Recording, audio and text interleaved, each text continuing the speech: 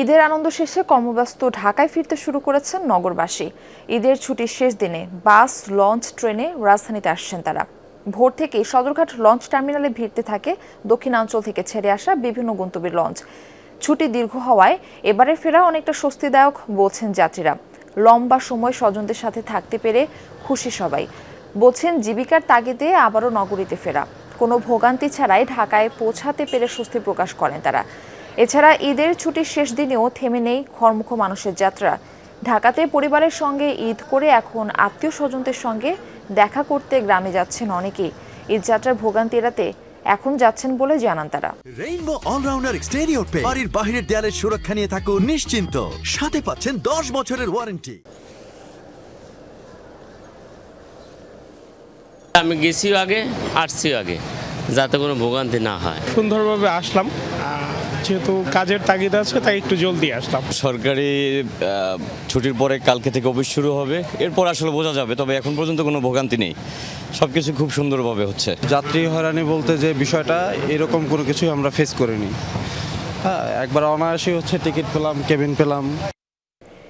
ঈদের ছুটির শেষ দিনে ট্রেনেও রাজধানীতে ফিরছেন অনেকে। সকাল থেকে কমলাপুর রেল স্টেশনে ফিরছেন কর্মজীবী মানুষ। মূলত আগামীকাল যাদের অফিস আছে তারা ফিরে আসছেন আগেভাগে। এছাড়া যাদের স্বজন ঢাকায় আছেন, ঈদ আনন্দ ভাগাভাগি করতে তারাও ফিরে আসছেন।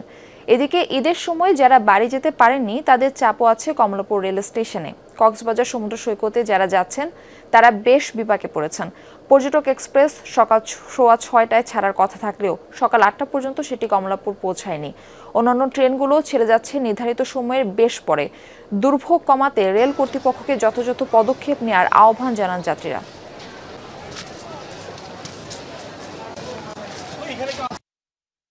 ঈদের সময় আমরা দাদু বাড়ি কেটেছি, এখন নানু বাড়ি যাব।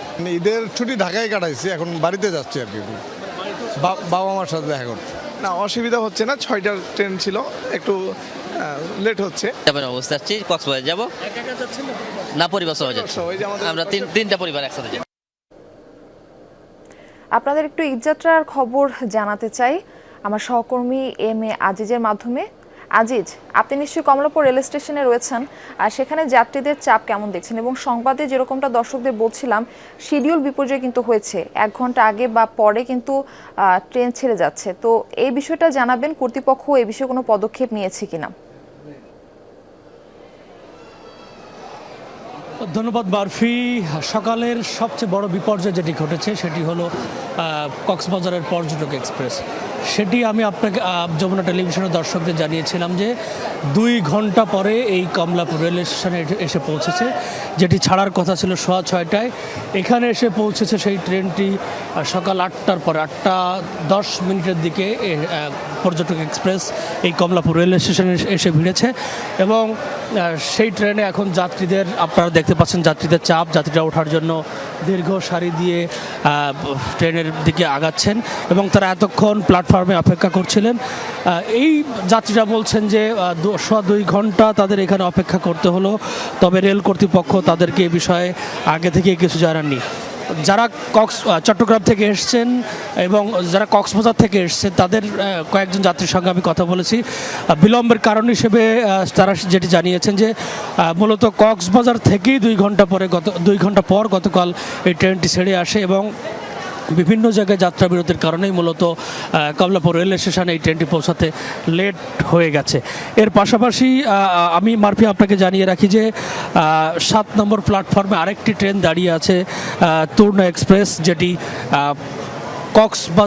চট্টগ্রামের উদ্দেশ্যে ছেড়ে যাবে।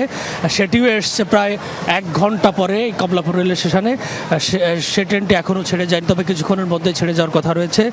এছাড়া কিশোরগঞ্জের উদ্দেশ্যে 11 সিন্ধু সকাল 7:15টায় ছেড়ে যাওয়ার কথা থাকলেও সেই ট্রেনটি এখনও ছেড়ে যায়নি, আমরা দেখতে পাচ্ছি এখনও প্ল্যাটফর্মে আছে।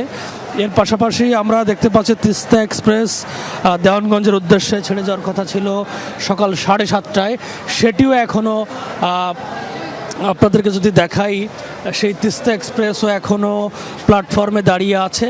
এবং সেখানেও সেই ট্রেনের যাত্রীও যারা ছিলেন তারা ট্রেনটিতে চেপে বসেছেন, তবে ট্রেনটি এখনও এই কমলাপুর রেল স্টেশন ত্যাগ করেনি। এর পাশাপাশি 2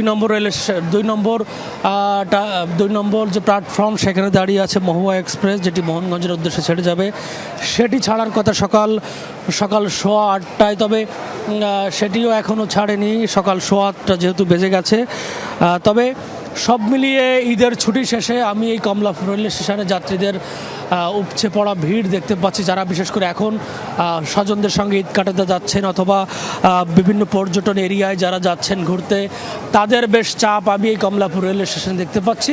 তবে ভোগান্তির বিষয়ে তারা বলছেন এ বিষয়ে রেল কর্তৃপক্ষের আরও একটু জি আজিজ, রেল কর্তৃপক্ষ যেন এই ভোগান্তি নিরসনে যথাযথ পদক্ষেপ নেয় এমনটাই কামনা। আপনাকে ধন্যবাদ, সেই সঙ্গে ঈদের শুভেচ্ছা।